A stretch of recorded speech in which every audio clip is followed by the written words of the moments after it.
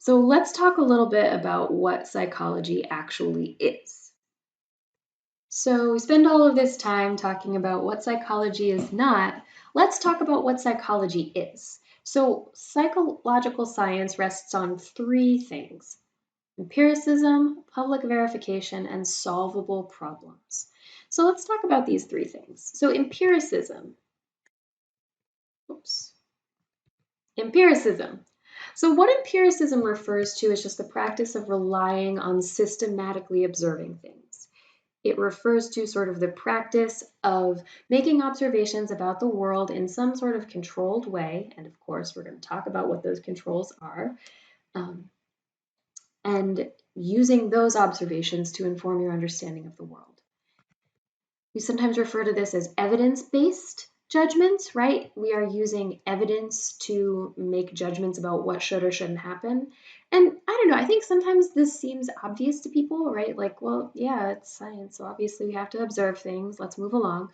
But think of all of the decisions that have affected your life that probably weren't made without evidence, right? Most of our personal decisions, maybe many of our personal decisions, aren't always made with some sort of systematic review of the evidence. But even policy decisions or decisions about what time people should have to wake up for school or decisions about how much of a particular type of food, like fruit or vegetables, we should eat every day, or whether this prevention program works, not always based on evidence. And I bet that if we go through sort of the decisions that have shaped our lives, we could probably find at least a few that were not guided by evidence. And when I think about sort of what I want you to develop as as a scientist and as a human being, this is really kind of it. So empiricism is what we're talking about when we talk about critical thinking, right? This is the ability to test your view of reality against what's actually happening. And I think that we can all agree that maybe not everybody we meet has this ability, has a surplus of critical thinking ability. My hope is that by learning these sort of systematic ways of understanding evidence, that we can further develop our critical thinking abilities. And another kind of thing too is this idea of intellectual humility. And this is not something I can teach you, but it is something I hope that you have and continue to develop, right? This idea that you don't know what you don't know, and your perceptions of the world might not always be accurate. So, understanding that you're not perfect, your view of the world isn't perfect, and that there's always, always, always more evidence to gather is really, really key to being a good psychological scientist. And I would say it's not a bad thing to have just as a person.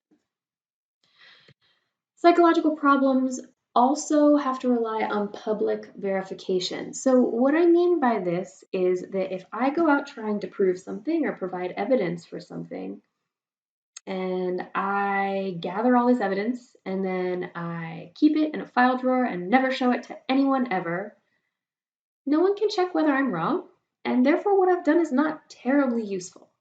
So, when we're talking about science and psychology within sort of, just the framework of science, we see work needing to be observable, replicable, and verifiable slash falsifiable. So, what this means is that if I do a research study, other people need to be able to observe the things I'm talking about. They need to be able to replicate it, right? I need to be able to say, I did this, and this, and I found that, and that. So that you, if you don't believe me, or if you do believe me but want more evidence, can go do those same things and see if you get the same results. And in fact, toward the end of the semester, when we talk about open science and scientific ethics, this is going to come up a lot because the way that we think about replication in psychology has changed drastically over the past decade. We haven't always gotten this idea of replicability right, but I'm getting ahead of myself.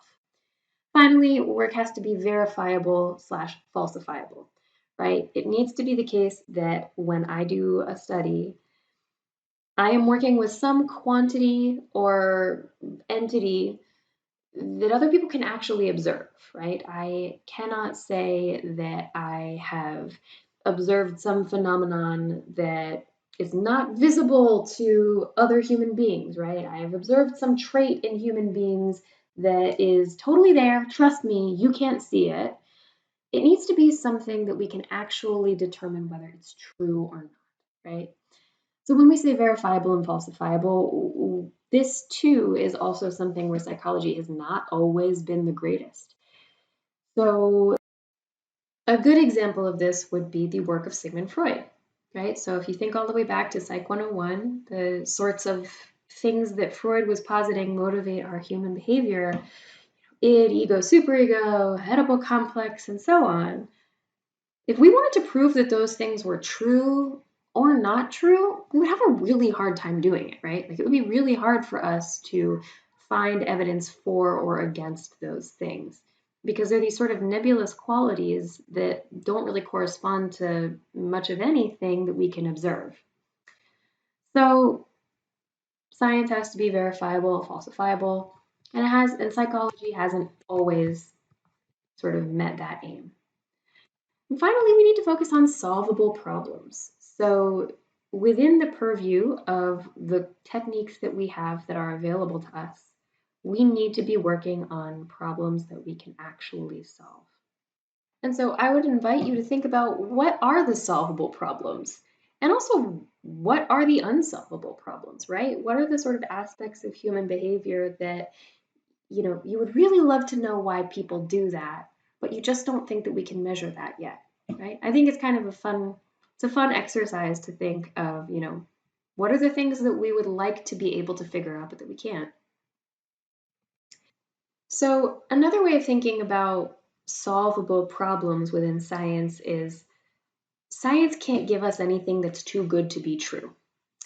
And if we see something, if we see evidence of something, or if somebody is making a claim that sounds too good to be true, that solves a problem that we would really love for it to solve, but just never seemed tractable before now, we should probably be suspicious or at least want more evidence. So psychology, like any field that has one of its main goals being to sort of improve the human experience, unfortunately has a long, sad history of times when maybe we didn't take this advice, times when maybe as a field, psychologists and sort of allied fields maybe didn't seek out evidence in the most scientific way, and that there were some pretty dire consequences. So a good example of this is what's called facilitated communication. So in the 1990s, there was this new revolutionary technology where people who were nonverbal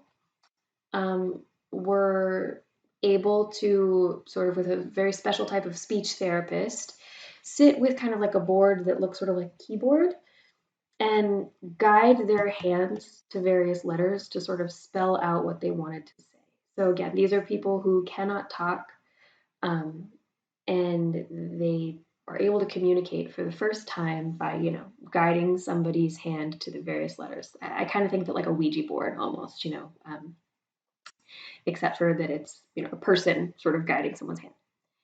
Anyway, this solves a problem that we really, really, really would want solved, right? So people who are nonverbal, who are unable to communicate, are suddenly finally able to talk to their families, suddenly finally able to say things like, I love you, suddenly having never spoken a word in their lives, able to communicate to the outside world. This seemed like a revolutionary technology. Unfortunately, not enough evidence was gathered for its efficacy. In fact, next to no evidence was gathered for its efficacy. People became so excited, understandably, at the prospect of being able to communicate with people who were nonverbal that they didn't really bother to do any research into whether this actually worked. And it turned out that once they did, it really didn't hold up to scrutiny at all, right? It turned out that much like a Ouija board, these sort of behavioral therapists were inadvertently, like totally unintentionally, spelling out things for the subject, right? So the person wasn't guiding them at all. The behavioral therapist sort of had whatever biases they had and spelled things out. So this was, really a pretty big failure. And it had consequences, right? There were people who were accusing their caretakers of abuse through this form of facilitated communication, people who were saying all types of things or who appeared to be saying all types of things that they just weren't saying. So, sort of a long example, but the point of it is to show what happens when we don't take our mandate to get all of the evidence possible seriously. So, that was an extreme example, but things that are pretending to be science and that do not meet our standards of scientific inquiry are all around us. We refer to these things broadly as pseudoscience. So, pseudoscience is defined as masquerading as science to garner respectability without delivering the observable results of a true science. So, I think I'm missing a bullet here. Oops. So, I'm going to guess that we have all had something advertised to us in a way that was pseudoscientific. I know that for me, I get a ton of Instagram ads that are like, if you drink this tea, you will suddenly be 10 pounds thinner. If you play this game that's available to you for $4.99 in the App Store, you will suddenly gain 20 points on your IQ and become a genius, and everyone will marvel at how smart you are, right? Do you ever notice how they say that studies have shown that this thing is, worthwhile, right? But they're never quite able to point out specific studies.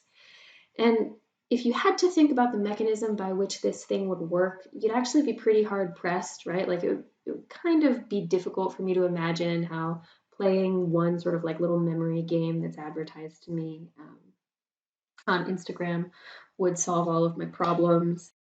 So I'm prattling on a little bit, but the point is that pseudoscience is all around us, and it is incumbent on us to sort of distinguish pseudoscience from actual science.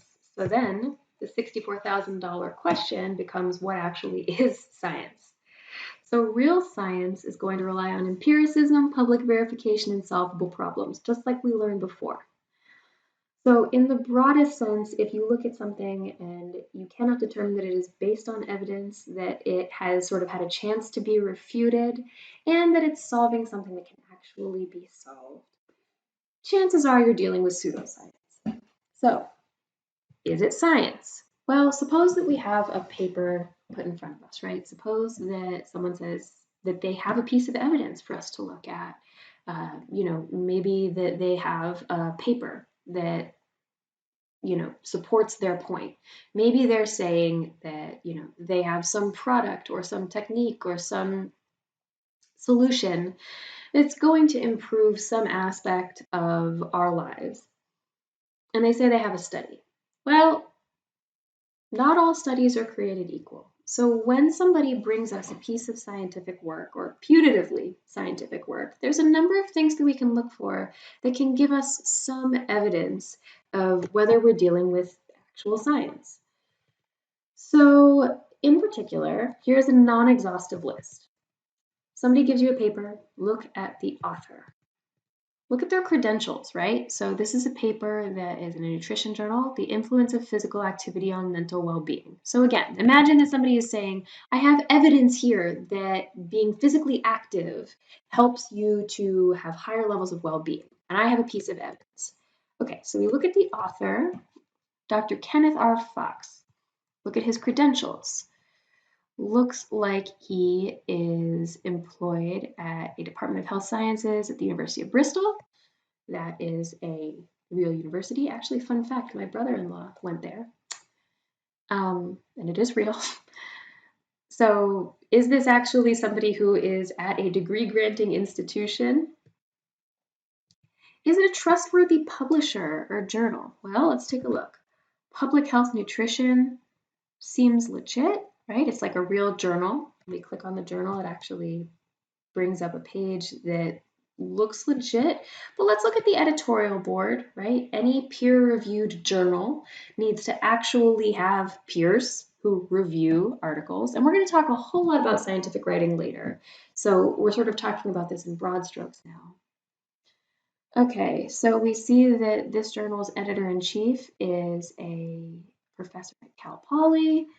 We have deputy editors, all of them at degree-granting institutions. We have statistical editors, associate editors. So we see that this is a journal that has an editorial staff of this author's peers who are well qualified to judge the veracity of his report.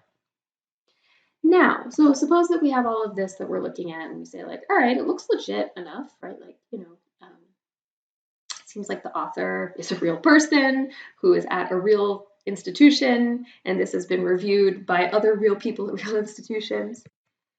Now let's actually look at the article. Well, we're looking for certain types of language, and again, we're going to learn extensively how to talk about these things later on. But in general, we're looking for what we can call bias-free language. So here's just a sentence from this article. Together, this body of research suggests that moderate regular exercise should be considered as a viable means of treating depression and anxiety and improving mental well-being in the general public. Okay. Suggests, right? This body of research, so the whole body of research, all of it together, suggests that moderate regular exercise should be considered, right? Like even just this first half of the sentence has a lot of sort of things that should tell us this person isn't trying to oversell anything, right? Think of like the infomercial version of this sentence. This research proves that exercising will make you happier, right? Like think of sort of the overblown infomercial Instagram ad version of this. It doesn't have any of these sort of hedges. It doesn't have any of these sort of qualifications. As with most behavioral studies, findings are limited to consenting volunteers who can tolerate the exercise session and/or who adhere to the exercise program, whereas this may be acceptable for the design of a health service intervention. More research is needed on those who drop out or avoid programs so that future work might address mediating factors which prevent mental health benefits. Okay, long couple sentences, but they are very important. Why? Because they show that this author is acknowledging the limitations of his work, right? Again, it's not, no one has ever shown this before, but working out will actually make you happier. By now, right? He's basically saying, this is what we can tell you, and, it's not without its limitations. It only generalizes to people who are like the ones we sampled. We'll talk about sampling in a couple classes. And it's just generally accepting of the premise that it might be wrong, right? These are the sorts of things you want to look for in language, right? You want to look for these sorts of cues that all this person is doing is presenting evidence. They are not trying to make a case beyond what the evidence can show. When we look at the data, so we would go to the results section of an article and look at the data. We're going to learn, this is going to probably be the bulk of the class, how to interpret these results when they are presented, but there should be results presented. There should be sort of numerical data presented, typically. We'll learn all about how to interpret that. And we also want to make sure that this person has cited a lot of references, right? Has this person cited other scholarly work?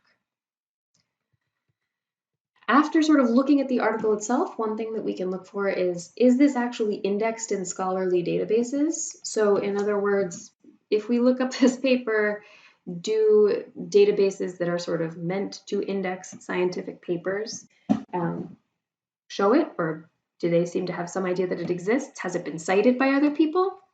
A good sort of first blush thing to do is to look something up in Google Scholar.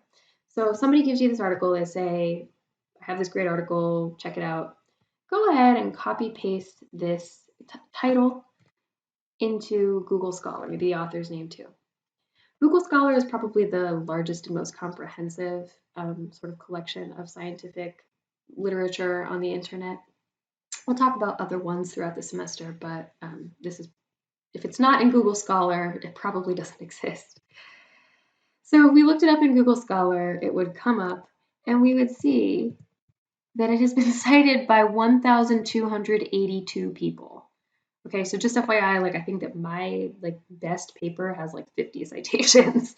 So this is a highly cited paper. It's something that people not only sort of know exists, but are citing regularly. So this definitely passes muster. We would also want to see that it agrees across sources. So if we sort of look at the first page of results on Google Scholar, we would see that, maybe we would click on these other articles and see, do they generally come to the same conclusion as this one? Now, what's popular is not always right, and scientific consensus has been wrong before. But if something goes very strongly against what a number of other established studies have found, that is a data point that might undermine our confidence in it somewhat.